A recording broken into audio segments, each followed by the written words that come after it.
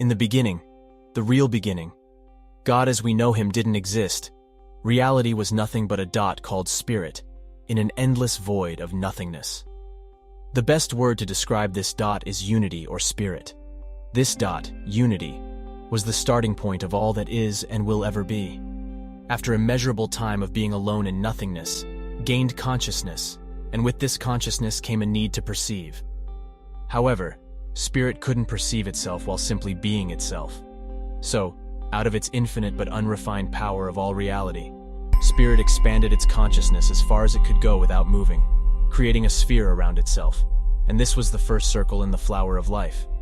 But spirit didn't know who or what it was. O comes Amri, quas Amri. To do this, spirit split into two, and for the first time, spirit could see itself from a point of view outside itself.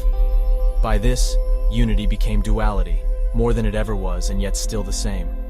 This makes the Vesica Pisces. The Vesica Pisces is often used to represent the intersection of heaven and earth, or the union of Christ and the Church.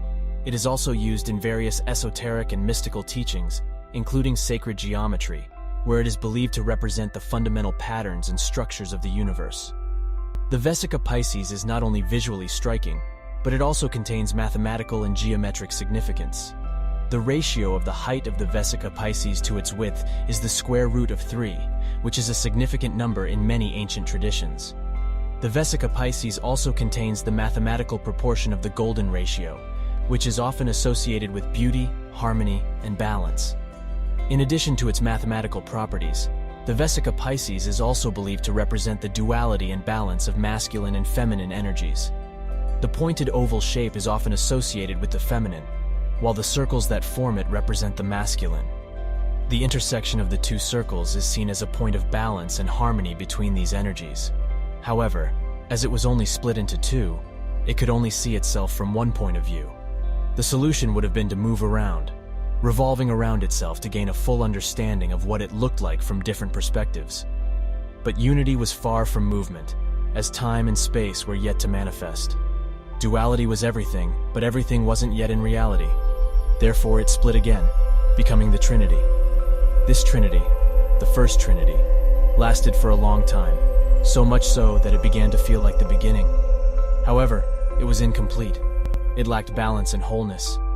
Unity, now Trinity, knew it wasn't seeing itself completely. There was more to see, and it couldn't abide the askew perspective it was forced to endure. So, it split once again, thereby increasing the total pieces of its viewing self to 3. With 3 pieces, viewing it from different perspectives, it was complete. Unity had become more. And as more, its viewing parts began to teleport. There was no time and space to move. However, all 3 perspectives of unity moved around it, switching positions and perspectives. Each piece that viewed the center wanted to see the center from every perspective possible. The movement of these 3 pieces revolving around the center created the first triangle, the first shape that ever existed. This triangle with the original spot in its middle became the eye of reality, the all-seeing eye, the beginning of true and complete consciousness. In its new consciousness, the all-seeing eyes couldn't speak, but it could think. Its first thoughts were simple and unique, the first thought that ever existed. Od Oz, pronounced Od Oz, I see, or I, pronounced Ahe, I am. This thought over eons expanded into a slightly more complicated thought. Od Oz ta noblo dinanena, pronounced Od Oz ta noblo dinyanena. Now I see that what I am, I am, and with it creating consciousness from unconsciousness. The triangle that formed the all-seeing eye was whole and complete. It provided a perspective that seemed comprehensive. However, the all-seeing eye could see that there were a lot of perspectives it was oblivious to. As a shape, it could see from all angles and points on a single plane, but there were countless planes and countless points. Therefore, still determined to gain more perspective and understanding, the first shape, the triangle of the all-seeing eye, transformed into the first structure called the tetrahedron. The creation of the tetrahedron led to the creation of the octahedron, and the further development of the octahedron transformed into the 6 spheres. These 6 spheres established the pattern for all things to follow. In the beginning was an infinitesimal dot. Then form was established by the triangle, structure was established by the tetrahedron.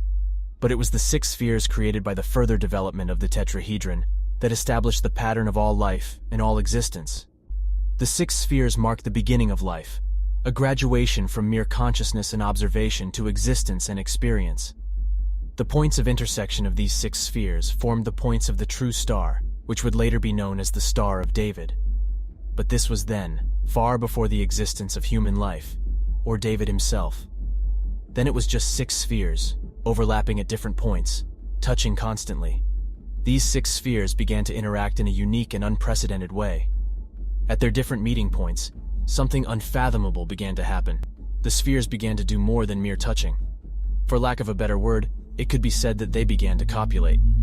This process let out waves of vibrations, producing energy and matter to carry out a process akin to creation. From the vibrations and copulation of these spheres came the seed of life. Now this seed wasn't life. It was simply the potential of life. The seed of life grew into the egg of life and blossomed into the flower of life that brought forth the fruit of life. And so, the pattern for the creation, life and growth of every living being in the universe was established. The waves of energy produced during the process of creating the patterns of life formed a web of polarity that developed into time and space. As there were 6 spheres, there were 6 patterns of time and space, 6 dimensions, distinct and complete. Each sphere had its own 6th dimension, and just like unity, each sphere felt the need to observe itself. So each sphere split, creating a copy of itself while still maintaining its dimensional properties of time and space.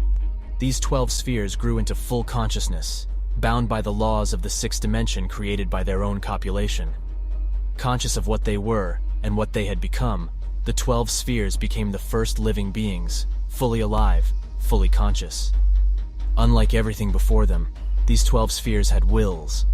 Before the 12 spheres, there had been consciousness, observation, perspectives, and experiences. But it was with the advent of the 12 spheres that will came to be. These 12 spheres with 12 distinct wills became known as the Elohim. The Elohims were archangels with unimaginable power and might. Alone they were beyond comprehension. Together, they were the Metatron. Joined as one and yet not the same, they formed a structure which was to be known as the Metatron Cube. The shape and form of the Metatron Cube, if seen from an insightful perspective, would reveal the Vitruvian man. For it was the image of the Metatron Cube that formed the basis of man's image and the image of all supreme creatures. The archangels, following the shape of their coalition, were pure light with the ability to morph into the image of man. Splitting and multiplying over and over again, reproducing at an exponential rate, the shape of the Metatron morphed into something more. The Tree of Life was created, a structure that contained all archangels with all their information, wills, and experience. These vast data is the basis for all creation. It is the DNA that all living beings possess, edited and different in various species, but all variants of the pure and original Metatron. These patterns and processes can be seen in everyday life. They can be seen in the creation of a galaxy and the cellular growth structure, splitting and multiplying thousands and thousands of times more. Moving away from just vibration, we eventually come to the first living being, which we call God or Source. Thank you for watching. We hope you enjoyed learning about the creation of God and consciousness. We put a lot of time and effort into creating this video, and we're thrilled to share it with you. In our next video, we'll dive into the fascinating history of the creation of the first beings and worlds. Don't forget to subscribe and hit the notification bell so you don't miss out on our upcoming content. See you in the next video.